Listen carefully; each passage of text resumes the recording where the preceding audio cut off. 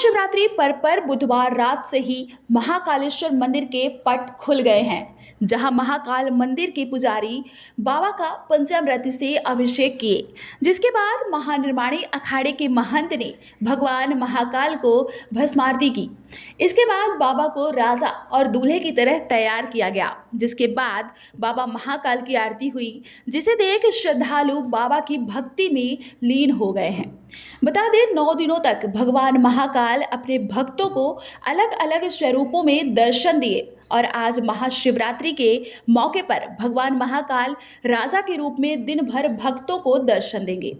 वहीं रात 12 बजे बाबा को दूल्हे की तरह सेहरा पहनाया जाएगा और गुरुवार को दिन में एक बार फिर भस्म आरती होगी। बता दें, इस मौके पर 44 घंटे तक भगवान महाकाल के दर्शन के लिए मंदिर खुला रहेगा। बता दें, ऐसे भक्त जिनको परमिशन नहीं मिली वे भी चलती भस्म आरती के दर्शन कर सकेंगे। जी हाँ, और शिवरात्रि पर्व पर भक्तों की लाइन 4 धाम मंदिर के पास से ही लगेगी, जिसके बाद श्रद्धालु शक्तिपथ होते हुए नंदी द्वार से महाकाल लोक और फिर मानसरोवर में प्रवेश करते हुए भगवान महाकाल के दर्शन कर सकेंगे। इसके अलावा भीड़ को नियंत्रित करने के लिए ट्रैफिक डायवर्जन और अन्य सुरक्षा व्यवस्था के लिए प्रशासन ने भी प्लान तैयार किया है।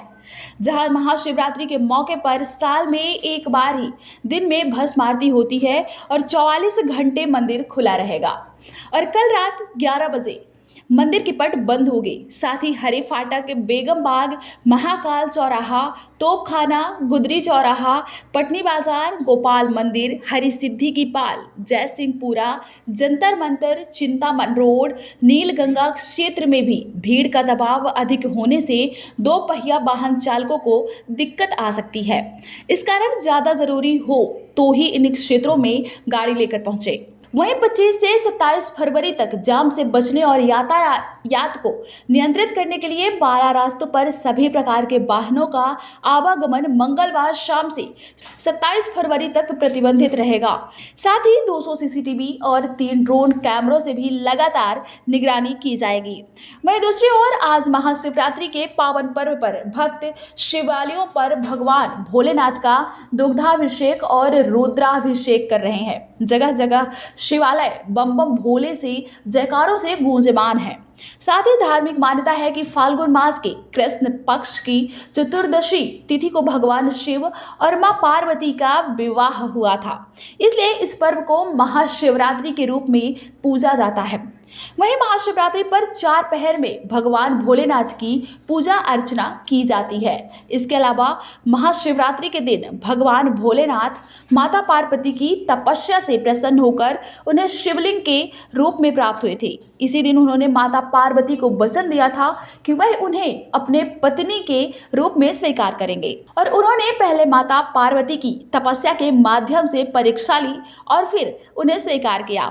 इसलिए शिवरात्रि को शिव और पार्वती के मिलन के रूप में भी मनाया जाता है। वहीं ज्योतिषाचार्य के अनुसार हालांकि हर माह के कृष्ण पक्ष की चतुर्दशी तिथि को शिवरात्रि मनाई जाती है, जिसे मासिक शिवरात्रि के नाम से भी जाना जाता है। जहां इस प्रकार से वर्ष में कुल 12 शिवरात्रि पड़ती हैं। इस दिन भगवान महादेव और मां पार्वती की विशेष पूजा अर्चना और व्रत किया जाता है।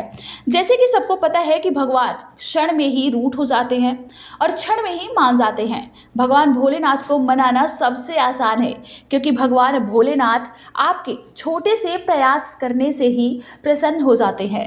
और महाशिवरात्रि के पावन मौके पर 4 पहर की पूजा अपने मन की इच्छा प्राप्ति के लिए है। इन 4 पहर की पूजा में अलग अलग सामग्री से भगवान का अभिषेक किया जाता है। जो सामग्री सामान्य रुद्राभिषेक में इस्तेमाल होती है, उसे 5 गुना अधिक सामग्री महाशिवरात्रि की पूजा अर्चना के दौरान प्रयोग की जाती है। वहीं भगवान भोलेनाथ के 108 नामों का पाठ किया जाता है, तभी भगवान आपके मन की इच्छा पूरी करते हैं। और मान्यता है कि पूरी रात दूध, दही, शहद और गन्ने के रस इत्यादि से भगवान भोलेनाथ का अभिषेक करते रहते हैं। इसी के साथ भांग, धतूरा, बेलपत्र भगवान भोलेनाथ को अति प्रिय हैं। उन सभी वस्तुओं का प्रयोग कर भगवान भोलेनाथ को प्रसन्न किया जा सकता है। ब्यूरो रिपोर्ट, स्वतंत्र इंडिया न्यूज़।